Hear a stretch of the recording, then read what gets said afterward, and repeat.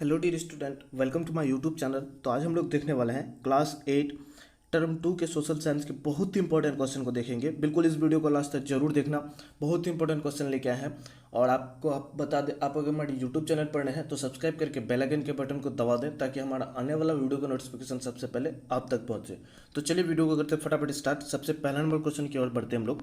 कड़ा है, मिश्रित कृषि क्या है? मिश्रित कृषि क्या है? तो इसका उत्तर लिखना है आपको। जब कृषि के कार्य के साथ साथ पशुपालन भी किया जाता हो तब उसे मिश्रित कृषि कहते हैं। क्या होता है? जब खेती बाड़ी के साथ साथ पशुपालन भी किया जाता हो तब उसे हम लोग क्या कहते हैं? मिश्रित कृषि कहते हैं। तो ये आपका अति लघु में रहेगा। दूसरे नंबर प्रश्न कर रहा है, सती कौन कहलाती है? सती कौन कहलाती है? तो इसका उत्तर लिखना है, वह विधवा जो अपने पति के मरने के बाद स्वयं को उसकी जलती चिता पर जल जाती है, उसी को हम लोग क्या कहते हैं? सती कहते हैं। सती कौन कहलाती है? तो लिखना है आपको क्या, वो विधवा जो अपने पति के मरने के बाद स्वयं को उसकी जलती चिता पर जल जाती है, उसी को हम लोग क्या कहते हैं? सती कहते हैं। उसके बाद तीसरा नंबर प्रश्न, सारे अति लघु प्रश्न है ये। उसके बाद हम लोग लघु उत्तरीय प्रश्नों को भी देखेंगे। तीसरा नंबर प्रश्न करा है, 1857 ईस्वी के विद्रोह का तत्कालिक कारण क्या था? 1857 ईस्वी के विद्रोह का तत्कालिक कारण क्या था? तो इसका उत्तर लिखना है, चर्बी वाले चर्बी वाले कारतूस जो इनफील्ड नामक राइफल में भरने से पूर्व मुंह से खोलने पड़ते थे। यही कारण क्या था? 1857 ईस्वी के विद्रोह का एक प्रमुख कारण था। क्या था? चर्बी वाले कारतूस जो इनफील्ड इनफील्ड नामक राइफल में भरने से पूर्व मुंह से खोलने पड़ते थे। इसी के कारण विद्रोह हुआ था 1857 ईस्वी में। उसके बाद है 4 नंबर प्रश्न कर रहा है, भारत का जनसंख्या घनत्व कितना है? भारत का जनसंख्या घनत्व कितना है? तो इसका उत्तर लिखना है, भारत का जनसंख्या घनत्व 382 382 व्यक्ति प्रति वर्ग मिलीमीटर है। कितना? 382 प्रति वर्ग मिलीमीटर है। ये आपको लिख देना है 4 नंबर का आंसर।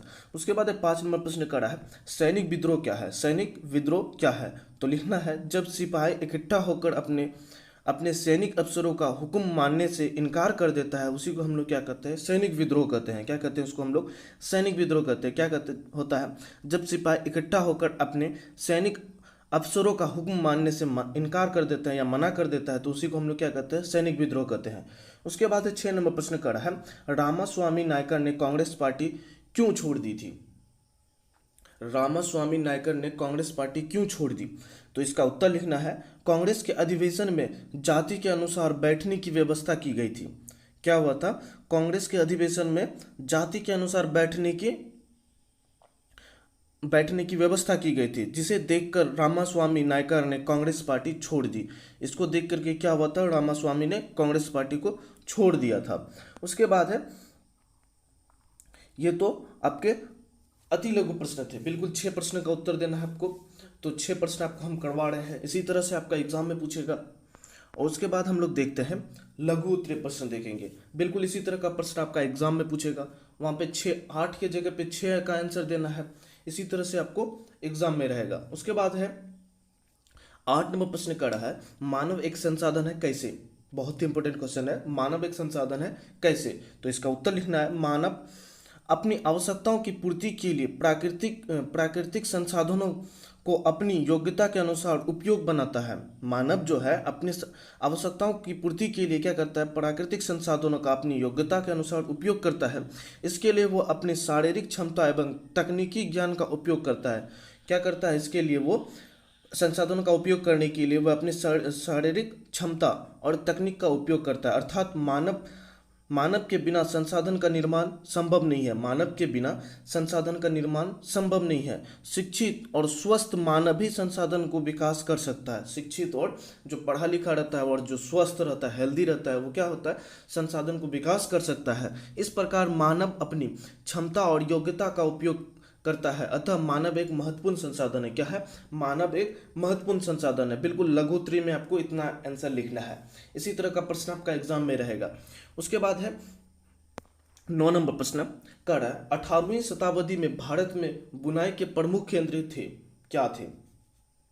18वीं शताब्दी में भारत में बुनाई के प्रमुख केंद्र क्या थे? तो इसका उत्तर लिखना है 18वीं शताब्दी में भारत में बुनाई के प्रमुख केंद्र बंगाल प्रांत था।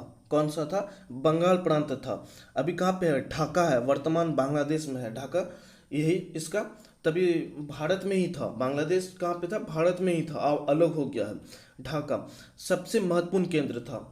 बांग्लादेश का ढाका जो है वो सबसे महत्वपूर्ण केंद्र था बुनाई के लिए 18वीं शताब्दी का। इसके अलावा राजस्थान, गुजरात, मद्रास, पंजाब, आंध्र प्रदेश आदि क्षेत्र में अनेक केंद्र स्थापित थे। ये सब क्षेत्र में क्या थे? गुजरात, मद्रास, पंजाब, आंध्र प्रदेश में अनेकों केंद्र स्थापित किए गए थे तभी 18वीं शताब्दी में बुनाई के लिए। तो ये इंपॉर्टेंट क्वेश्चन है, बहुत इंपॉर्टेंट क्वेश्चन है। तो और अभी तक आपने हमारे यूट्यूब चैनल को नहीं सब्सक्राइब किया है तो फटाफट सब्सक्राइब कर लीजिए आप लोग। 10 नंबर प्रश्न कर रहा है, जन सुविधा क्या होती है? जन सुविधा क्या होती है? तो इसका उत्तर लिखना है, देश के विकास और लोगों के जीवन स्तर से उन्नत बनाने के लिए कुछ सुविधाएं अनावर्तीय जरूरी होती है। अनावर्तीय जरूरी होती है। देश के विकास और लोगों के जीवन स्तर से उन्नत बनाने के लिए, जीवन स्तर उन्नत बनाने के लिए कुछ सुविधाएं अनावर्तीय जरूरी होती है। आधारभूत संरचना, यातायात, संचार, बिजली, शिक्षा, स्वास्थ्य, पेयजल, स्वच्छता, सामाजिक सुरक्षा और आजीविका के उपयुक्त अवसर आदि सुविधाओं जन सुविधा या सार्वजनिक सुविधा कहलाती है। ये सारे क्या कहलाती है? जन सुविधा या सार्वजनिक सुविधा कहलाती है। तो क्या लिखना है आपको उत्तर? देश के विकास और लोगों के जीवन स्तर को उन्नत बनाने के लिए कुछ सुविधाओं को अनावर्तीय जरूरी होती है। कुछ सुविधाओं का अनावर्तीय जरूरी होती है। जैसे क्या है? आधारभूत संरचना। आधारभूत संरचना क्या है इसका? यातायात, संचार, बिजली, शिक्षा, स्वास्थ्य, पेयजल, स्वच्छता, सामाजिक सुरक्षा और आजीविका, ये सारे क्या है? अवसर आदि सुविधा जन सुविधा या सार्वजनिक सुविधा कहलाती है। तो ये भी बहुत इंपॉर्टेंट क्वेश्चन है और आपको गर्दा मचा के आना है एग्जाम।